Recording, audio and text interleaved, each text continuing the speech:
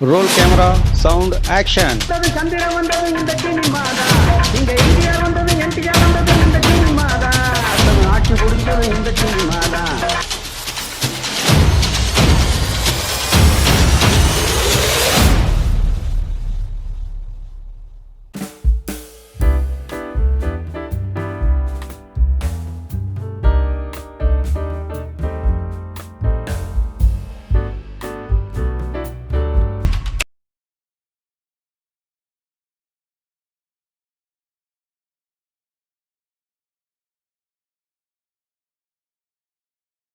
வணக்கம்.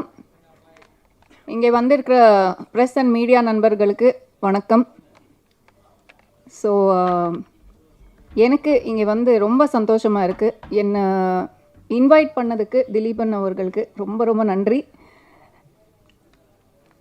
எனக்கு இங்கே வந்ததுக்கப்புறம் தான் எனக்கு தெரியும் புலமை பித்தன் ஐயாவோட ஒர்க் பற்றி எனக்கு தெரியும். தென்பாண்டிச்சி மைலேஸ் மை ஃபேவரட் சாங். அப்படியே அந்த பாட்டு கேட்டால் அதெல்லாம் அந்த ஃபீலிங்கை வந்து டிஸ்கிரைப் பண்ண முடியாது. ஸோ இந்த மாதிரி ஒரு ஐயாவை சந்திக்க முடியலையே, அந்த பாக்கியம் எனக்கு கிடைக்கலையேன்ற வருத்தம் தான் எனக்கு இன்றைக்கி இருக்குது. பட் அவங்க இங்கே இல்லைனாலும் அவங்களோட ஆசீர்வாதம், அவங்களோட ப்ரெசன்ஸ் நம்ம மனசில் இருக்குது. இன்றைக்கி ஒவ்வொருத்தரும் பேசும்போது அது வந்து we are remembering him so fondly. I think that is the legacy he's left behind. So you have a very very huge responsibility, Dileeban. So எவன் அப்படின்னு மக்கள் கேட்குற கேள்விக்கு திலீபன் ஒரு அங்கீகாரம் கொடுக்குற அளவுக்கு ஒரு வெற்றி எவன் படம் பார்க்கணுன்றது என்னோட வாழ்த்து. I wish the whole team of Evan, director Duraimurugan அவங்களோட டெபியூ ஃபிலிம் இது. அண்ட் ஹீரோயின் தீப்தி மானே அவங்க இன்னைக்கு இல்லை, ஷூட்டிங்கில் பிஸியாக இருக்காங்க அப்படின்னு சொன்னாங்க. And Sasidharan music composer and Sivaraman sir எல்லோருக்கும் பெரிய பெரிய வாழ்த்துக்கள். I hope the movie does wonderfully. சின்ன படம் பெரிய படம்ன்ற வித்தியாசம் ஆடியன்ஸுக்கு தெரியாது. ஒரு தியேட்டர் வரைக்கும் கொண்டு வரதுக்கு எவ்வளோ கஷ்டம், எவ்வளோ ஸ்ட்ரகிள்ஸ் தாண்டி வராங்க ஒரு ப்ரொடியூசர்ன்றது நம்ம எல்லாருக்குமே தெரியும். ஸோ ஒன்ஸ் தியேட்டருக்கு வந்துட்டால் பெரிய படம் சின்ன படம்ன்ற வித்தியாசமே கிடையாது. நல்ல படமாக இருந்தால் கண்டிப்பாக அதை சப்போர்ட் பண்ணுங்கள். அது வந்து அந்த சப்போர்ட் எப்படி பண்ணுறீங்க, அது எப்படி ஆடியன்ஸ் வரைக்கும் நீங்கள் கொண்டு போவீங்கன்றது ப்ரெஸ் கையில் தான் இருக்குது. ஸோ கண்டிப்பாக support upcoming talents, new talents. இன்னும் கொஞ்சம் நேரம் நான் பேசுகிற மாதிரி இருக்கும். அண்ட் மோகன் சார் ஸ்பெஷல் மென்ஷன். என் பேர் தப்பாக சொன்னதில்லை, ஒன்றும் பிரச்சனை இல்லை சார், நோ ப்ராப்ளம். நீங்கள் பேசுகிறது அப்படியே கேட்டுக்கிட்டே இருக்கலாம்னு தோணுது. அப்படி ஒரு கூஸ் பம்ஸ் மாதிரி வந்தது. எனக்கு நிறைய விஷயங்கள் அதில் புரியல, பட் நான் பேசி தெரிஞ்சுக்கிறேன். ஓ மை காட், எனக்கு வந்து உண்மையிலே இங்கே இன்னைக்கு வந்தது அவ்வளோ சந்தோஷமாக இருக்குது. நிறைய விஷயங்கள் நான் வந்து தெரிஞ்சுக்கிட்டேன். நீங்கள் பேசுகிற மாதிரி தமிழ் ஒரு நாள் நானும் பேசணுன்ற ஒரு இன்ஸ்பிரேஷன் எனக்கு வந்திருக்கு சார். ஐயோ கண்டிப்பாக சார், பரவாயில்ல சார். ஸோ தமிழ் எனக்கு ரொம்ப ரொம்ப பிடிச்ச ஒரு மொழி. எனக்கு எப்போ எல்லாம் எனக்கு வாய்ப்பு கிடைக்குதோ தமிழில் பேசணும்னு நான் ஆசைப்படுறேன். நான் ட்ரை பண்ணிகிட்ருக்கேன். ஸோ கண்டிப்பாக ஐ வில் கீப் ட்ரையிங். இன்னொரு விஷயம் ஸ்பெஷல் மென்ஷன் நீங்கள் பண்ணணுன்னா, எனக்கு படத்தோட சினாப்சிஸ் நேற்று கொடுத்தாங்க திலீபன் அவங்க. ஸோ அதில் வந்து நான் கேட்ட ஒரே கேள்வி, இந்த படத்தில் என்ன புது விஷயம் நீங்கள் வந்து ஹைலைட்டாக நீங்கள் காமிச்சிருக்கீங்க, என்ன ஒரு ட்ரெண்ட் செட் பண்ணணும்னு நீங்கள் இருக்கீங்க அப்படின்னு சொல்லி. ஸோ அவங்களோட பேக்ரவுண்ட் அவங்க சொன்னாங்க. So he holds a Guinness book of records he holds for racing wheeling. நான் வந்து ஓ மை காட் அப்படின்னு சொன்னேன். And he is been the youngest two-wheeler racer and also four-wheeler. Okay அடுத்ததாக பண்ணுங்க. and he has done his own stunts. So 20 story பில்டிங்லேருந்து குதிச்சிருக்காங்க without using any டூப்ஸ்ன்றது எல்லாம் சொன்னாங்க. And he has done his film making in London. நானும் லண்டனில் இருந்திருக்கேன், பட் அது மட்டும்தான் common element. So and he's taken extensive acting training and stunts training இது எல்லாமே வந்து ஒரு ரொம்ப ரொம்ப எனக்கு ஆஸ் அன் ஆக்டர் ரொம்ப இன்ஸ்பிரேஷனாக இருக்குது. ஸோ இவ்வளோ முயற்சி நீங்கள் செஞ்சுருக்கீங்க, இவ்வளோ எஃபர்ட்ஸ் நீங்கள் போட்டிருக்கீங்க. கண்டிப்பாக அது all your efforts will pay off through this movie. என்னோட மனசார்ந்த வாழ்த்துக்கள் உங்களுக்கு. திறமைக்கு என்றைக்குமே என்னோட ரெஸ்பெக்ட் இருக்குது, என்றைக்குமே நான் மதிக்கிறேன். அண்ட் அப்கமிங் ஆர்டிஸ்ட்டுக்கு கண்டிப்பாக நம்மளால் முடிஞ்ச ஒரு ஹெல்ப் நம்ம பண்ணணும். தட் இஸ் பை வாட்சிங் the movie, speak about it, right about it, and நல்ல விஷயங்கள் இருந்தால் அது வந்து பாராட்டணும். ஸோ என் மூலியமாக எவன் படத்துக்கு ஒரு சின்ன விதத்தில் ஒரு ப்ரமோஷன் ஆகுதுன்னா ரொம்ப ரொம்ப சந்தோஷம். அண்ட் இப்போது ஸ்டண்ட்ஸை பற்றி பேசும்போது ஒரு விஷயம் I just want to request to the film fraternity. இப்போ ரீசெண்டாக ஒரு few months, I think last year நம்ம பார்த்தோம், ஸ்டண்ட்ஸ் பண்ணுறவங்க வந்து வித்தவுட் சேஃப்டி மெஷர்ஸ், இது உங்களுக்கும் சொல்கிறேன் திலீபன், டூப் யூஸ் பண்ணலை ஓகே, பட் உங்களுக்கு அந்த சேஃப்டி ஆஸ்பெக்ட் ஒன்று இருக்குது. ரொம்ப எல்லாம் ரிஸ்க் எடுத்துக்காதீங்க. So please make use of safety measures. And stunts பண்ணுறவங்களுக்கு, ஸ்டண்ட்ஸ் அசிஸ்டன்ட்ஸ் பண்ணுறவங்களுக்கு இந்த ரொம்ப ரிஸ்கியான ஸ்டண்ட்ஸ் பண்ணும்போது அவங்களுக்கு ஒரு ஹெல்த் அண்ட் சேஃப்டி இன்சூரன்ஸ் மாதிரி ஒரு விஷயம் இந்த டெக்னீஷியன் யூனியனில் அரேஞ்ச் பண்ணாங்கன்னா அவங்களுக்கு ரொம்ப அது வசதியாக இருக்கும். ஸோ நிறைய டெக்னீஷியன்ஸ்க்கு இது ஒரு சேஃப்டி நெட்டாக இருக்குன்றது என்னோட, this is my personal opinion. இந்த மாதிரி ஒரு விஷயம், இந்த மாதிரி ஒரு சிஸ்டம் ஸ்டார்ட் ஆனால் எல்லோருக்கும் அது வந்து ஹெல்த்தியாக இருக்குன்றது என்னோட ஒப்பீனியன்.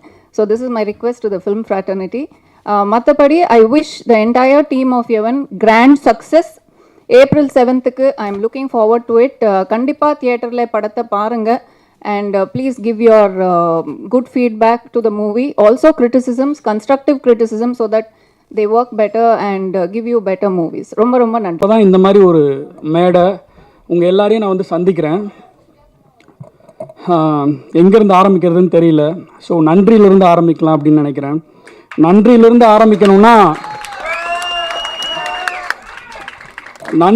ஆரம்பிக்கணும்னா ஃபஸ்ட்டு என் தாத்தா பாட்டிக்கு தான் நான் நன்றி சொல்லணும்.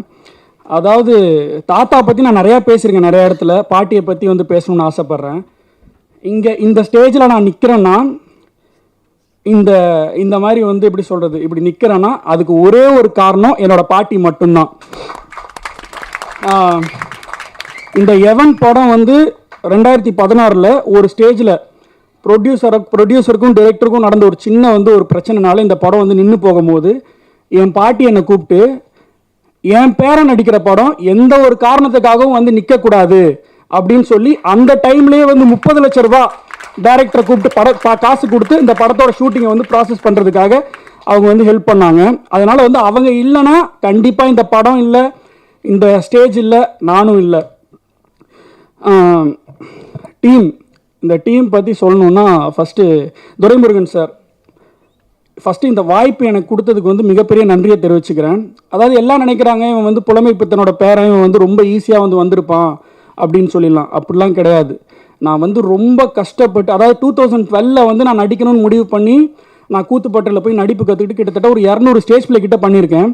அதுக்கப்புறம் இப்போ என்ன 2023, ஸோ 13 கிட்டத்தட்ட வந்து பார்த்திங்கன்னா 11 வருஷம் ஆகுது. இப்போ தான் என்னோடய 2வது படத்தோட ரிலீஸ் அனௌன்ஸ்மெண்ட்டே வந்திருக்கு. ஸோ வந்து உங்களுக்கு தெரியணும் நான் எங்கேருந்து வந்திருக்கேன், எவ்வளோ கஷ்டப்பட்டு வந்திருக்கேன் அப்படின்னு சொல்லிட்டு.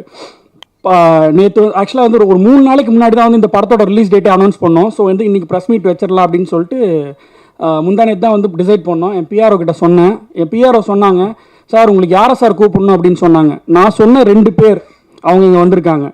ஒன்று என்னோடய அண்ணன் பவர் ஸ்டார் அண்ணன். அவரை வந்து நான் முதல் வந்து 2012 பார்த்தேன். எனக்கு வந்து சேது அண்ணா வந்து ரொம்ப க்ளோஸ் ஃப்ரெண்ட். நானும் சேது அண்ணா வந்து ஜிம்மேட்ஸ். ஸோ வந்து கண்ணா லட்டு தின்ன ஆசையாக படம் பண்ண போதுலேருந்து எனக்கு அண்ணனை தெரியும். அண்ணா ஷூட்டிங்க்கு போயிருக்கேன், எல்லாமே பார்த்துருக்கேன்.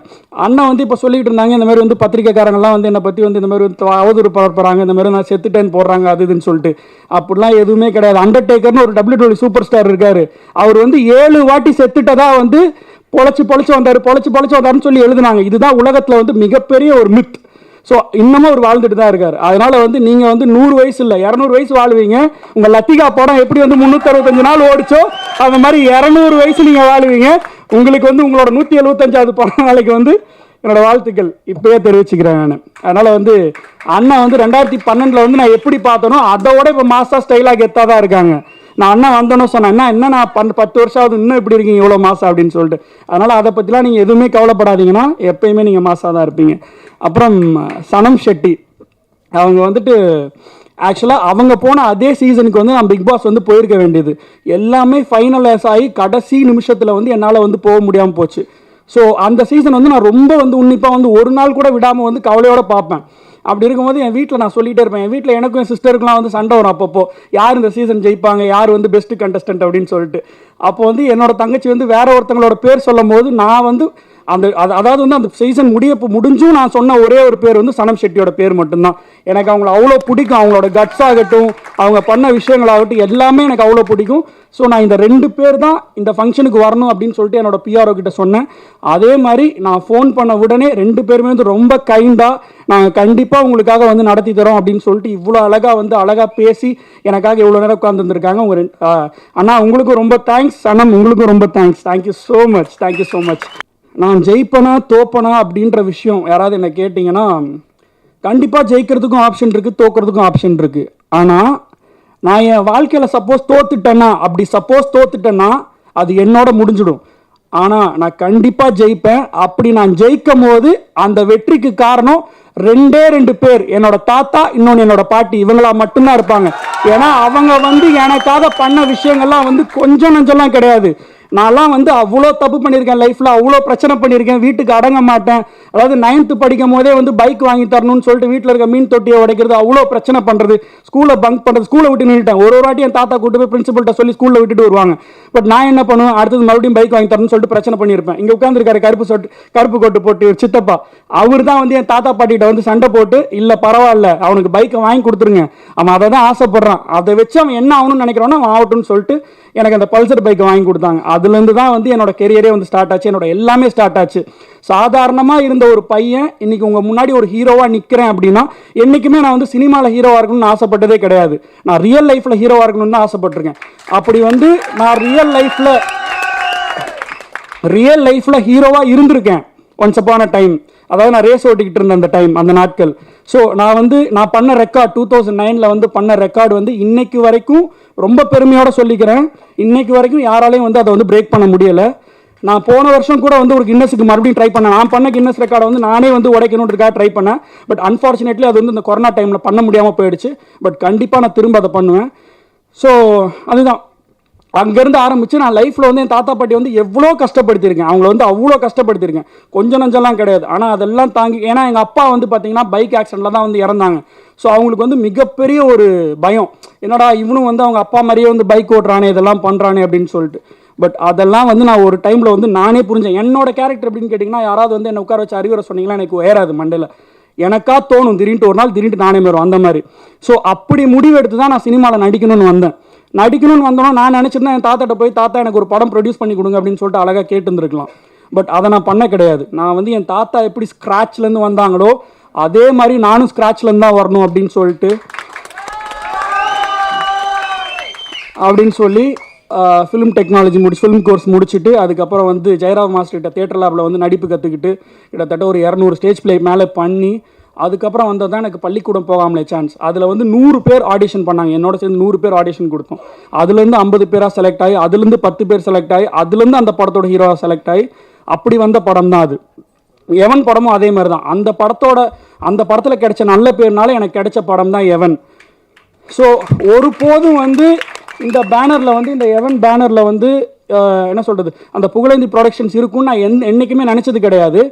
என்னென்னா இந்த படத்தோட ப்ரொடியூசருக்கும் டைரக்டருக்கும் இருந்த மனசு தாபத்தினால கிட்டத்தட்ட ஒரு 3 வருடங்களாக இந்த படம் ரிலீஸ் ஆகாமல் இருந்த ஒரே ஒரு காரணத்துக்காக நான் நடித்த படம், என் தாத்தா வந்து கிளாப் போர்டு அடித்து வச்சு தொடங்கின படம், என் பாட்டி வந்து ஹெல்ப் பண்ணி கிட்டத்தட்ட ஷூட்டிங் முடிக்க வச்ச ஒரு படம் வந்து எந்த காரணத்துக்காகவும் நின்று போயிடக்கூடாதுன்றதுக்காக நானே இப்போ எங்கள் ப்ரொடக்ஷனில் வந்து இந்த படத்தை வந்து ரிலீஸ் பண்ணுறோம். உங்கள் எல்லாரோட சப்போர்ட்டும் எனக்கு வந்து ரொம்ப தேவை. ஏன்னா வந்து ஒருத்தங்களை ஆக்கிறதும் அழிக்கிறதும் எல்லா சக்தியும் வந்து உங்ககிட்ட தான் இருக்குது, பத்திரிகை நண்பர்களான உங்ககிட்ட தான் இருக்குது. ஸோ உங்களோட எல்லா சப்போர்ட்டும் எனக்கு வந்து எப்பயும் போல் தேவை. தாத்தா பற்றி சொல்லணுன்னா, இவ்வளோ நேரம் படப்படன்னு பேசிட்டேன், அவரை பற்றி பேசுனா அப்படின்னு நடுங்க கையில். தாத்தா பற்றி எவ்வளோ பேர் எவ்வளோ விஷயம் சொன்னாங்க. நான் வந்து தாத்தா கிட்ட வந்து கற்றுக்கிட்ட ஒரு மிகப்பெரிய விஷயம் நம்பிக்கை. அதாவது உங்கள் எல்லாருக்கும் வந்து இந்த நிறைய பேருக்கு இந்த கதை தெரிஞ்சிருக்கும், சில பேருக்கு இந்த கதை தெரிஞ்சிருக்காது. ஸோ நான் சொல்லிக்க ஆசைப்பட்றேன். 1975 பார்த்தீங்கன்னா ஒரு சின்ன பையன் வந்து வீட்டில் வந்து நம்ம அப்புத்தூரில் இருக்க நம்ம வீட்டில் வந்து உட்காந்துட்டு இந்த மாதிரி வந்து தாத்தாவை பார்க்கணும், புலமைப்பித்தன் ஐயாவை பார்க்கணும் அப்படின்னு சொல்கிறாரு. அப்போ வந்து தாத்தா கிட்ட இருந்த செக்யூரிட்டி ஆஃபீஸர்ஸ் வந்து இந்த மாதிரி வந்து இல்லை, அவர் வந்து ஐயா வந்து ரெடி ஆகிட்டு இருக்காங்க, செக்ரட்டரியேட் போகணும் அப்படின்னு சொல்லிட்டு அவர் ரெடி ஆகிட்டு இருக்காரு, கொஞ்சம் உட்காருங்க அப்படின்னு சொல்லிட்டு யாரோ சின்ன பையன் ஏதோ ஒரு ஃபேனோ இல்லை வேறு யாரோ ஒரு நார்மலான ஒரு பையன் வந்து உட்காந்துருக்கான்னு நினச்சி கொஞ்சம் இல்லை ஃபைன் ஆல் குட். அதனால் வந்து அவர் வந்து கொஞ்சம் தட்டி கடிச்சு அப்படி உட்கார வச்சிடறாங்க ஒரு 2 மணி நேரம். தாத்தா வந்து கிளம்பி வெளில வராரு. வெளில வரும்போது யார் தம்பி யாரை பார்க்கணும் அப்படின்றாரு. அப்போ இவர் எந்திரிச்சு தான் யாருன்றதை சொல்கிறாரு. சொன்னோன்னா தாத்தா வந்து அப்படியே கொலை நடுங்கி போயிட்டு அங்கே இருக்கிறவங்கள கூப்பிட்டு அந்த செக்யூரிட்டி கார்டை கூப்பிட்டு ஒரு அறை விட்றாரு பலார்னு. யார் என்னன்னு தெரியுமா, யார் என்னன்னு கேட்காம கூட இப்படி தான் வெயிட் பண்ண வைப்பீங்களா அப்படின்னு சொல்கிறாரு. அது யாருன்னு கேட்டிங்கன்னா வேறு யாருமே இல்லை, நான் தலைவன்னு சொல்லக்கூடிய 2 பேர். ஒன்று புரட்சி தலைவர் எம்ஜிஆர், இன்னொன்று தமிழன்னு இந்த உலகத்தில் வந்து ஒருத்தனும் சொல்லிட்டு கடைசி மூச்சு இருக்கிற வரைக்கும் அந்த தமிழனுங்களோட ஹீரோவாக இருக்கக்கூடிய என்னோட தலைவர் பிரபாகரன். அந்த அந்த அந்த பிரபாகரன் என்னோட தலைவர் வந்து உட்கார்ந்துருக்காரு தாத்தாவை பார்க்க. எதுக்குன்னு கேட்டிங்கன்னா, போற தொடங்கணும்னா இந்த மாதிரி வந்து என்னை எம்ஜிஆர்கிட்ட கூட்டு போய் விடுங்க அப்படின்னு சொல்லிட்டு பேசுறாரு. அங்கே நடக்கிற கஷ்டங்கள் எல்லாம் சொல்றாரு. அப்போது சொல்கிறப்போ இவர் வந்து தாத்தா வந்து எல்லாம் கதையும் கேட்டுட்டு கண்ணில் தண்ணியோட ஒரு விஷயம் ஒரு கையை பிடிச்சி ப்ராமிஸ் பண்ணுறாரு. அதாவது என்னன்னு கேட்டிங்கன்னா, தம்பி என்கிட்ட பணபலம் இல்லை, படபலம் இல்லை, ஆனால் மனபலம் இருக்குது. இப்போ உங்களுக்கு பண்ணி கொடுக்குற சத்தியம் தான், என்னோட உயிர் மூச்சு இருக்கிற வரைக்கும் விடுதலை புலிகளுக்காக நான் என்னைக்குமே வந்து சப்போர்ட்டாக இருப்பேன் அப்படின்னு சொல்லிட்டு அவருக்கு என் தலைவர் பிரபாகரனுக்கு என் தாத்தா செஞ்சு கொடுத்த சத்தியம், அதை கடைசி மூச்சு வரைக்கும் வந்து காப்பாற்றினார். எனக்கு தெரியும், அவர் கூடவே அதே அப்புத்தர் வீட்லேயே இருந்திருக்கேன்.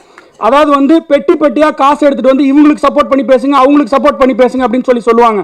அவர் நினச்சிருந்தா எந்த சைடு வேணாலும், இந்த சைடு இல்லை அந்த சைடு, எந்த சைடு வேணாலும் திரும்பி இருக்கலாம். ஆனால் எந்த பக்கமும் சாயாத ஒரே தலை என் தாத்தா. ஸோ அதுதான், அப்படிப்பட்ட ஒருத்தர்கிட்ட இருந்து நான் வந்து எடுத்துக்கக்கூடிய ஒரு விஷயம் வந்து தன்னம்பிக்கை அப்படின்ற ஒரு விஷயம்தான். அவர் கடைசி நாள் அவரை நான் பார்க்க போகிறேன் ஹாஸ்பிட்டலில், தாத்தா என்னோட ஹீரோ, அவரை நான் பார்க்க போகும்போது நான் வந்து அவருக்கு தைரியம் சொல்கிறதுக்காக போகிறேன். அவர் வந்து வெண்டிலேட்டரில் இருந்திருக்காரு. அதாவது நம்ம வயசுக்கு வந்து என்னோட வயசுக்கே வந்து ஒரு வெண்டிலேட்டரில் இருக்கேன்னா அது வந்து ஓகே, அவுட் ஆஃப் கண்ட்ரோல்னு தான் அர்த்தம். ஸோ வெண்டிலேட்டரில் இருந்த யாருமே வந்து வெளியில் ஒரு 99.9% வந்து வெண்டிலேட்டர்லேருந்து வெளியில் வர்றதுக்கு நான் வாய்ப்பே கிடையாது. அப்படி ஒரு டைமில் வந்து டாக்டர்ஸ் என்னை கூப்பிட்டு சொல்கிறாங்க, இந்த மாதிரி வந்து தாத்தா வந்து ரியாக்ட் பண்ணுறாங்க, வெண்டிலேட்டர்லேருந்து எடுக்க போகிறோம், நீங்கள் வந்து ஏதாவது பேசுகிறதுனா பேசலாம் அப்படின்னு சொல்கிறாங்க. நான் வரேன், ஐசியூவில் போகிறேன் மலர் ஹாஸ்பிட்டலில். போயிட்டு தாத்தாவோட கையை பிடிக்கிறேன். கையை பிடிச்சோன்னே தாத்தாட்ட சொல்கிறேன், தாத்தா எதுக்கும் கவலைப்படாதீங்க, நான் இருக்கேன், அமெரிக்கா இல்லை லண்டன் இல்லை, இந்த உலகத்தில் எந்த மூளைக்கு கூட்டு போயினாலும் உங்களை நான் வந்து சரிப்படுத்துவேன், நான் பார்த்துக்கிறேன் தாத்தா அப்படின்னு சொல்கிறேன். அப்போ அவர் வந்து எப்பயுமே ஒரு சிரிப்பு சிரிப்பார், அந்த கெத்தா கம்பீரமாக. அந்த மாதிரி ஒரு சிரிப்பு லைட்டாக அப்படியே சிரித்தார். சிரிச்சுட்டு என் கையை அழுத்தி பிடிச்சாரு, டைட்டாக அழுத்தி பிடிச்சிட்டு சொன்னார், தம்பி நீ தைரியமாக இருப்பா, பாட்டியை பார்த்துக்கோ அப்படின்னாரு. நம்பிக்கை தான் நம்மளோட ஒரே சொத்து அப்படின்னு சொன்னார். ஸோ அவர்கிட்டருந்து நான் எடுத்துக்கிற அந்த விஷயம் வந்து நம்பிக்கை, தைரியம் மட்டும்தான். இந்த இடத்துல கண்டிப்பாக என்னோடய தாத்தாவை நான் வந்து ரொம்ப மிஸ் பண்ணுறேன். அவர் இருந்திருந்தால் வேறு மாதிரி இருந்திருக்கும் சீனே. பட் ஓகே, என்னோடய பாட்டிக்காக, என்னோடய பாட்டி முன்னாடி இந்த ஸ்டேஜில் வந்து நான் நிற்கிறது வந்து நான் ரொம்ப பெருமைப்படுறேன். உங்கள் எல்லாரோட ஆதரவும் எனக்கு ரொம்ப தேவை. மறுபடியும் இங்கே வந்த எல்லாருக்குமே, என்னோடய ஃபேன்ஸ், என்னோடய ஃபேமிலி ஃபேன்ஸ் கிடையாது, ஃபேமிலி. ஆக்சுவலாக 2016 அப்புறம் நான் இப்போ தான் உங்களெல்லாம் மீட் பண்ணுறேன். நான் வேறு மீட்டே பண்ண கிடையாது, ஒரு ஃபேன் மீட்டோ எதுவுமே நான் வந்து பண்ணது கிடையாது. என்னோடய ஃபேன்ஸ் பற்றி சொல்லணுன்னா, நீங்கள் நினைக்கலாம் என்னடா ஃபஸ்ட்டு படம் இப்போ வந்து இவ்வளோ பேர் வந்திருக்காங்களே, டிஷர்ட்லாம் அடிச்சிருக்காங்களே, போஸ்ட் ஒட்டியிருக்காங்களே அப்படி இப்படின்லாம். ஆக்சுவலாக என்னென்னா, இது வந்து உங்களுக்கு வந்து புதுசாக இருக்குது. நான் வந்து 2012 படமே நடிக்காதப்போ நான் பைக் ரேஸ் ஓட்டிகிட்டு இருந்தப்போ எனக்காக போஸ்ட் ஓட்டியிருக்காங்க, எனக்காக வந்து நின்று இருக்காங்க. அப்படி இருக்கும் போது இப்போ என்னோடய படம் ரிலீஸ் ஆகுது. ஸோ சொல்லவா வேணும், ரொம்ப ரொம்ப ரொம்ப ரொம்ப நன்றி உங்கள் எல்லாருக்குமே. Thank you so much. நீங்கள் இல்லாமல் எப்போவுமே நான் இல்லை. உங்களோட இந்த லவ் அண்ட் அஃபெக்ஷன் தான். அதாவது நான் ஒரு தாத்தா இறந்ததுக்கப்புறம் கிட்டத்தட்ட நான் வந்து ரொம்ப எமோஷ்னலாக பிரேக் டவுன் ஆகிட்டு நான் ஊருக்கே போய் இருந்துட்டேன் ஒரு 6 மாதம் என்னோடய பாட்டி கூட. வேண்டாம், எதுவுமே வேண்டாம், இனி யாருக்காக நம்ம என்ன பண்ணணும், தாத்தாவே இல்லை, அவருக்காக தான் நம்ம சாதிக்கணும்னு நினச்சோம், அந்த லெகசியை வந்து கொண்டு போகணும்னு நினச்சோம். பட் அவரே இல்லை, இதுக்கப்புறம் நம்ம என்ன பண்ண போகிறோம்னு சொல்லிட்டு நிறைய பேனிக் அட்டாக்லாம் வர ஆரம்பிச்சிது. ஸோ நான் ஊரில் போய் இருந்துட்டேன். அப்போது என் பாட்டி என்னை கூப்பிட்டு சொன்ன விஷயம் ஒரே விஷயந்தான், நீ வந்து உன் தாத்தாக்காக தான் எல்லாம் பண்ணுற, உன் பாட்டிக்காக தான் எல்லாம் பண்ணுறேன்னு சொல்கிற. ஓகே, உன் தாத்தா போயிட்டாரு, சரிதான், அதுக்காக நீ வந்து இங்கே உடஞ்சி போய் உட்காந்துருக்கேன், உனக்கு பேனிக் அட்டாக் இருக்குது, ட்ரீட்மெண்ட்டில் இருக்க, எல்லாம் ஓகே தான். பட் ஒரே ஒரு விஷயம் நினச்சி பார்த்தியான்னு கேட்டாங்க. என்ன அப்படின்னு கேட்டேன்.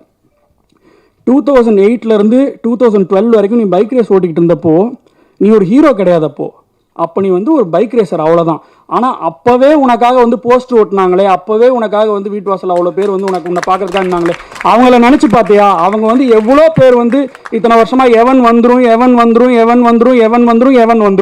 அப்படின்னு சொல்லிட்டு எவ்வளோ பேர் உனக்காக ஸ்டேட்டஸ் போட்டிருப்பாங்க, எவ்வளோ பேர் உனக்காக பேசியிருப்பாங்க.